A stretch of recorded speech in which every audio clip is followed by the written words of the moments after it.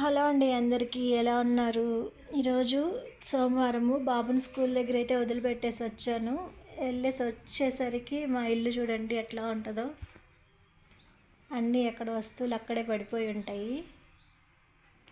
ఇవన్నీ క్లీన్ చేసుకోవాలి. మళ్ళీ వంటగదిలో కూడా అంట్లున్నాయి. అన్నం కూర చేయాలి ఈరోజు మధ్యాహ్నం వస్తా అన్నారు మా హస్బెండ్.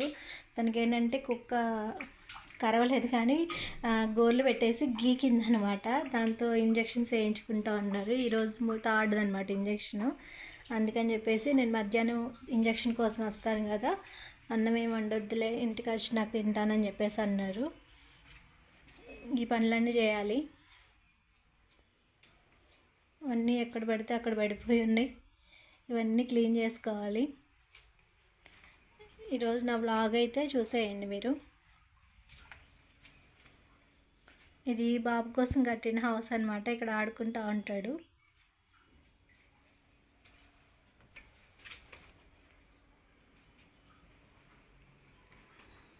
వీలున్నంత వరకు నేను వీడియో తీయడానికి ట్రై చేస్తాను, చూసేయండి.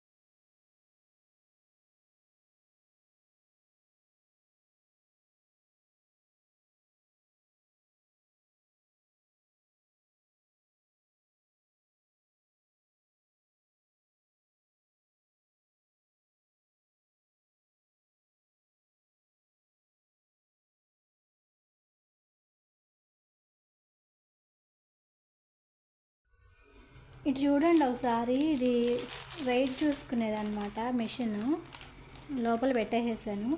నేను మార్నింగే వెయిట్ చూసుకున్నాను. మా బాబాను నేను రోజు వెయిట్ చూసుకుంటూ ఉంటాం, ఎంత తగ్గాము ఏంటి అని. ఇప్పుడు ఊడవడానికి అని చెప్పేసి కింద చీపిరి అట్లా వేసేసరికి పెళ్ళమని చెప్పేసి సౌండ్ కూడా రాలేదు అసలు. ఎప్పుడు పగిలిందో ఏమో మరి. చిన్న చిన్న ముక్కలు బయటకు వచ్చేసినాయి. ఏంటబ్బా నేను చూస్తే ఇది అసలు ముక్కలు అయిపోయింది. మామూలుగా నేను గ్యాస్ స్టవ్లు ఉంటాయి కదా, ఇట్లా వీటితో తయారు చేసేవి, ఆ గ్యాస్ స్టవ్లు ఒక్కటే పగులుతాయి అనుకున్నాను, కానీ ఇదిగో ఇట్లాంటివి కూడా పగులుతాయి అని నేను ఇప్పుడే చూశాను. పట్టుకుంటుంటే చాలా పగిలిపోతున్నాయి. అందుకని వెంటనే లోపల పెట్టేశాను. మళ్ళీ ఇల్లంతా గాజులో తీయనని ఇదొక ఎక్స్ట్రా పని పడింది. చూపిస్తాను చూడండి. ఇదిగో ఇట్లా పగిలిపోయింది. ఎక్కడ ఇదంతా పగిలిపోయింది మొత్తం.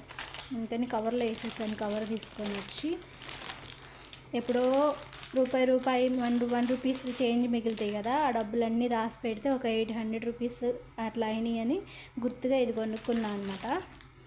కొనుక్కొని కూడా ఒక 7 ఇయర్స్ 8 ఇయర్స్ అయిపోతుంది. ఇదైతే కొనుక్కొని పగిలిపోయింది. ఇప్పుడు మళ్ళీ ఆ ఎక్స్ట్రా కూడా క్లీన్ చేసేయాలి. చూడండి ఒకసారి. ఇదో గాజు ముక్కలు అన్నీ ఇట్లా పడిపోయినాయి, కనిపిస్తుందా? దాన్ని ఇట్లా గాజు ముక్కలన్నీ చిన్న చిన్న పీసులు అయిపోయి పడిపోయినాయి అన్నమాట.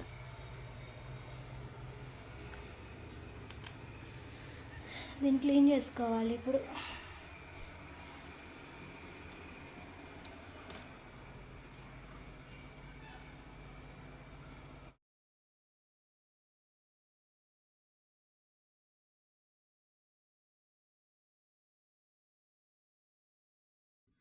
ఇందో ఇట్లా పగిలిపోయింది చూడండి ఒకసారి. దేనికైనా ఎక్స్పైరీ డేట్ ఉంటుంది అంటారు కదా, దీనికి ఎక్స్పైరీ డేట్ ఇట్లా ఉందంట. నాకు అర్థమైంది ఇప్పుడు. ఈ విధంగా ఉంటుందేమో. చెక్కవి ఉంటాయా, స్టీల్వి, అవి చూడాలి ఇంకా వాటిని.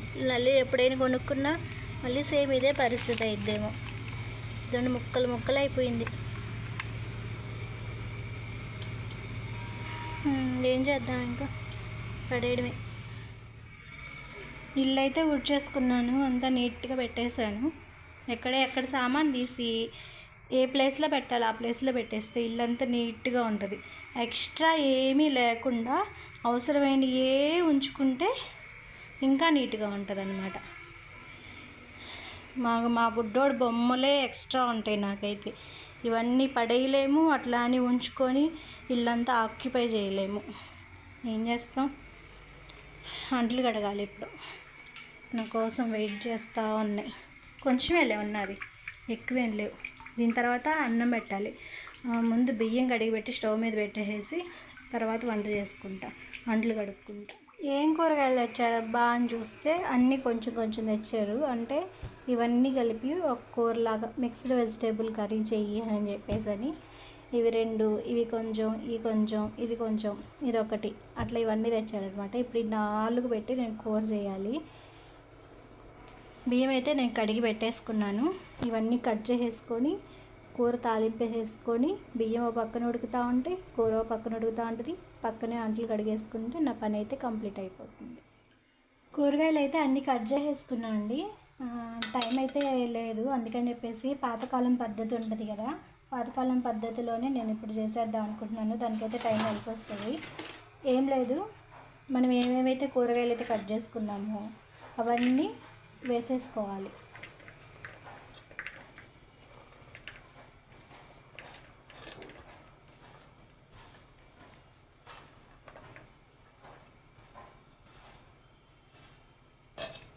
ఇప్పుడు ఈ కూరగాయలన్నీ వేసేసుకున్నాం కదా, ఇప్పుడు ఆయిల్ ఉంటుంది కదా, ఆయిల్ మనకి ఎంత కావాలో అంత ఆయిల్ పోసుకోవాలన్నమాట. రౌండ్స్ దీంతో ఒక 20 రౌండ్స్ అయితే తిప్పాను.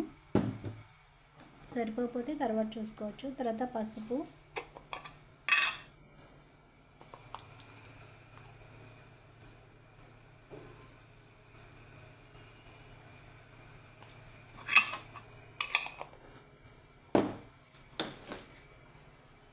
సాల్ట్,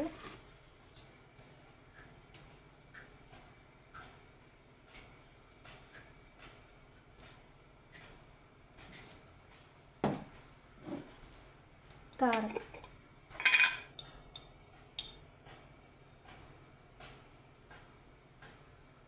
ఇవన్నీ వేసేసి లాస్ట్లో మనం ఉడికినప్పుడు కొంచెం కావాలంటే ధనియాల పొడి అట్లా జల్లుకోవచ్చు అన్నమాట.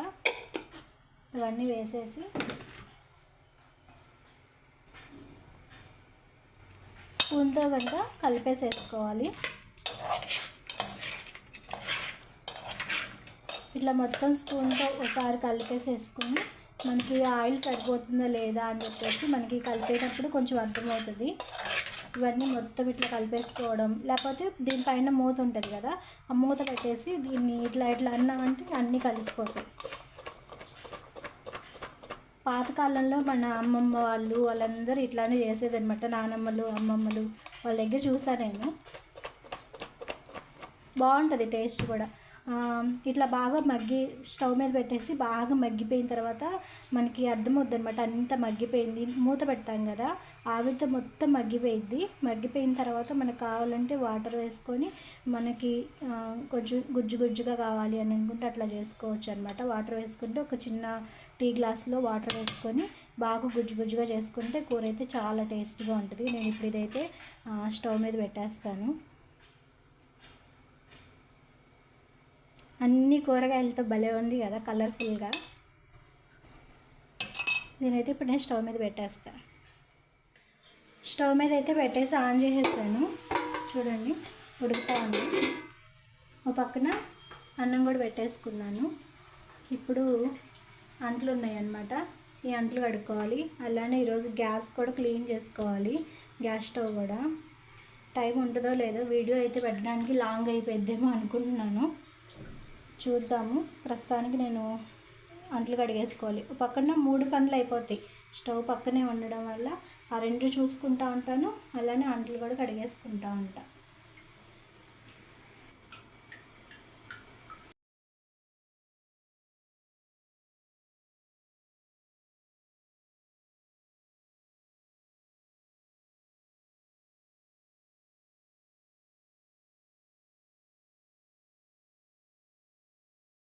అంట్లు కడగడం అయితే అయిపోయిందండి, కడిగేసాను మొత్తం నీట్గా.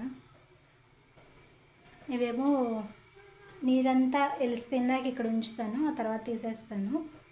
అన్నం కూరలు ఎక్కడి దాకా వచ్చాయో చూద్దాం.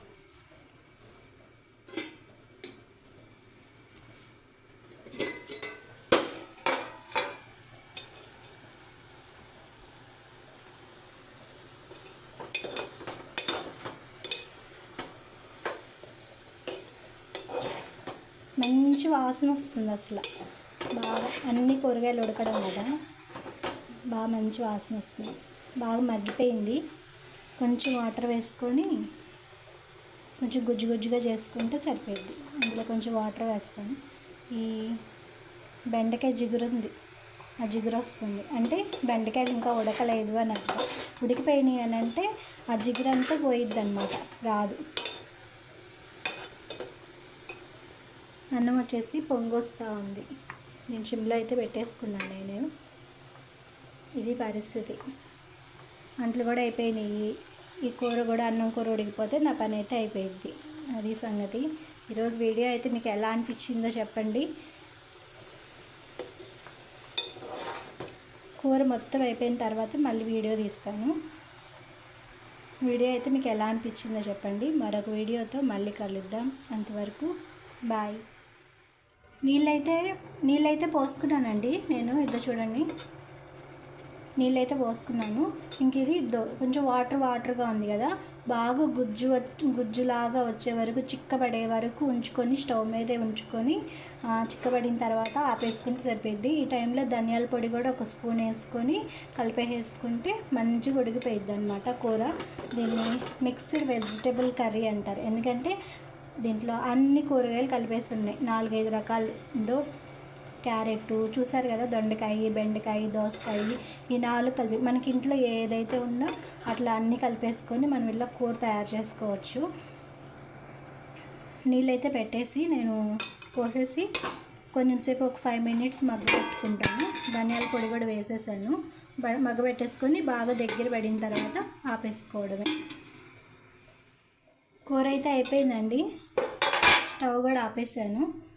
చూడండి బాగా దగ్గర పడిపోయి ఎట్లా ఉందో. అన్నం కూడా ఇప్పుడే అయిపోయింది, 2 ఆపేసాను.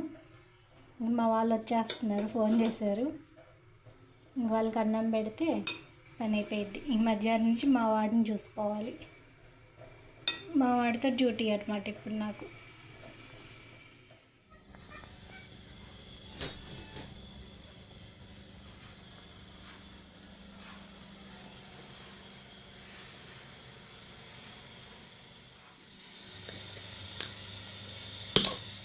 మూతలేండి, దేని దాన్ని పెట్టేసాం.